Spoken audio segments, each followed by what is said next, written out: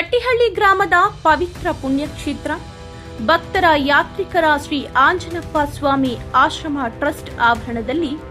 ವಿಶೇಷತೆ ಗುರುಪೂರ್ಣಿಮೆ ಮಹೋತ್ಸವ ಕಾರ್ಯಕ್ರಮ ಯಶಸ್ಸು. ಅದೇ ರೀತಿ ಮುಂದಿನ ತಿಂಗಳ 4ರಂದು ಮಂಗಳವಾರ ಶ್ರೀ ಚಾಮುಂಡೇಶ್ವರಿ ಜನ್ಮ ದಿನೋತ್ಸವ ಕಾರ್ಯಕ್ರಮದ ಪ್ರಯುಕ್ತ ಚಂಡಿಕಾ ಹೋಮ, ಬೆಳಗ್ಗೆ 8ರಿಂದ ಮಧ್ಯಾಹ್ನದವರೆಗೆ ಚಂಡಿಕಾ ಹೋಮ, ಅಭಿಷೇಕ, ಹೂವಿನ ಅಲಂಕಾರ,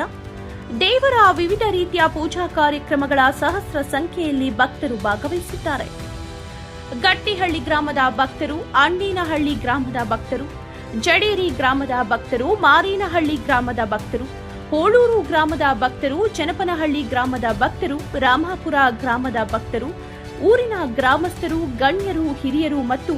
ಇತರ ವಿವಿಧ ಗ್ರಾಮಗಳ ಜಿಲ್ಲಾ ಮತ್ತು ತಾಲೂಕು ಬೆಂಗಳೂರು ಗ್ರಾಮಾಂತರ ಭಕ್ತರು ಹಾಗೂ ಎಲ್ಲ ಗ್ರಾಮಗಳ ದೀಪಗಳ ಜಾತ್ರೋತ್ಸವ ಮಹೋತ್ಸವ ಕಾರ್ಯಕ್ರಮ ಅದ್ದೂರಿ, ವಿಶೇಷತೆ, ಮಹಾಮಂಗಳಾರತಿ, ತೀರ್ಥ ಪ್ರಸಾದ ವಿನಿಯೋಗ,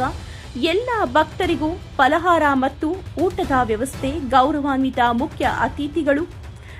ಬಿಕೆ ರವಿ ಮಾನ್ಯ ಕುಲಪತಿಗಳು ಬೆಂಗಳೂರು, ಉತ್ತರ ವಿಶ್ವವಿದ್ಯಾಲಯ ಕೋಲಾರ ಹಾಗೂ ಬಿಸಿ ಸೋಮಶೇಖರ್ ಸ್ವಾಮೀಜಿ ಉತ್ತರಾಧಿಕಾರಿಗಳು, ಡಾ ಜಯಮ್ಮ ಧರ್ಮಾಧಿಕಾರಿಗಳು